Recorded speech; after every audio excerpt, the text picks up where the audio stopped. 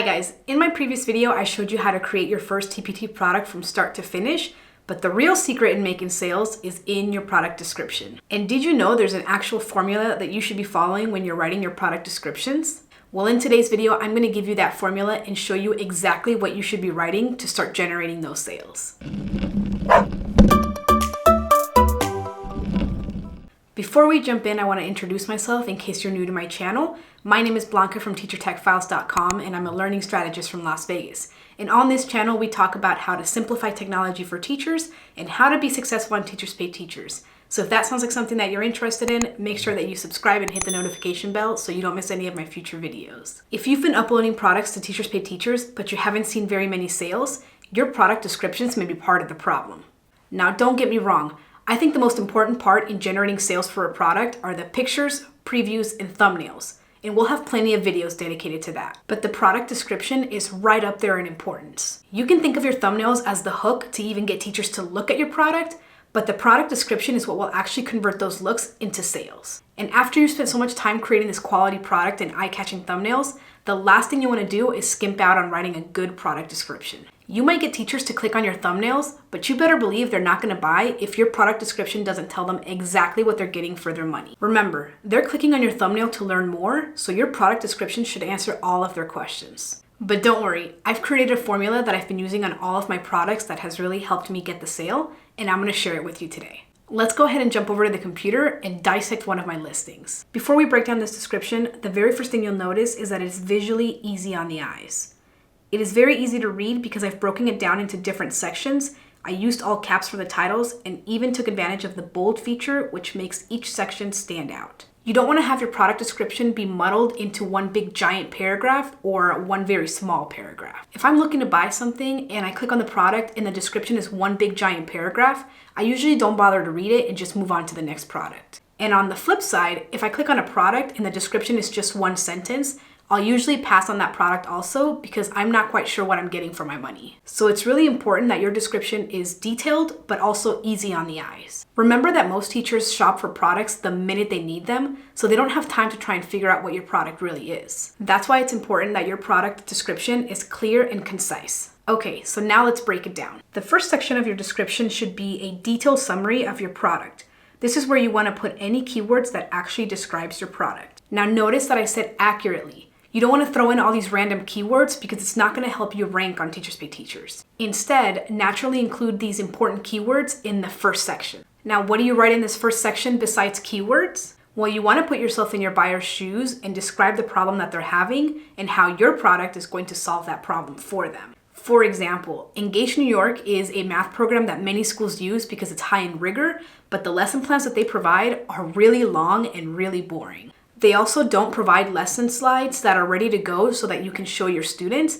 And so teachers spend hours creating these slides to go with each lesson. And that's the problem that I'm solving for them.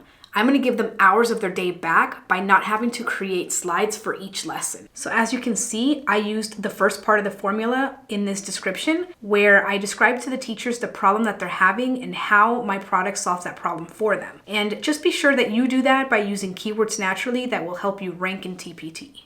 The second part of the formula is an itemized list of what your product includes. Since Engage New York is available for all grade levels, I use this section to tell my buyer that they are getting a digital lesson for grade 2, module 4, lesson 4. This leaves no room for confusion as to who these lessons are for or what lessons they cover. Make sure you use all caps for the title and bold it so that it's easier to read. Now, the third part of the formula is the key features. This is a section of your product description where you can brag all about your product and why they should buy your product over others. So you should tell them how your product is different and what value you're offering to them. For my example, I tell them that my lessons directly follow the Engage New York lessons.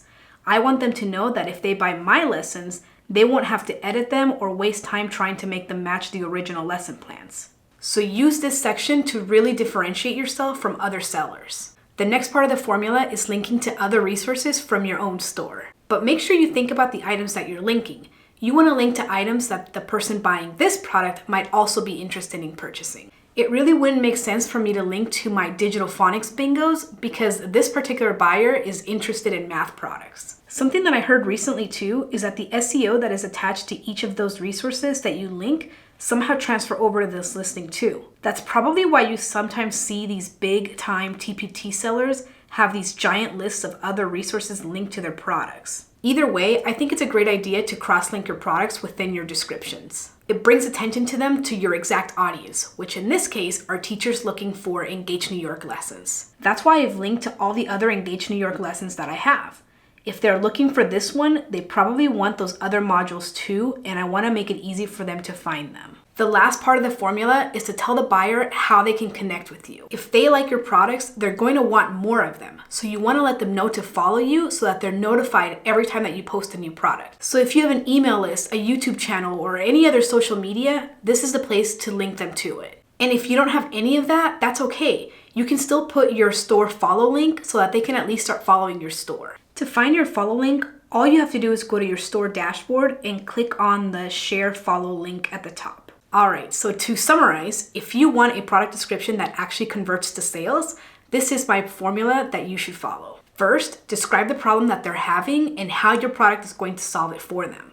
Make sure that you include a lot of keywords here, but make sure that they're included naturally. Second, include an itemized list of what your product includes. Third, tell your buyer the key features of your resource. Fourth, link to other resources in your store. And fifth, give buyers a way to connect with you and a way to follow your store. If you want more examples of how I use this formula with my own listings, you can click on the link below to go to my TPT store and check them all out. And if you'd like to watch more of my TPT related videos, click on the video links that are popping up now. Don't forget to like this video and subscribe to my channel so you don't miss any of my future videos. As always, until next time, be kind to one another, and I'll see you in my other videos.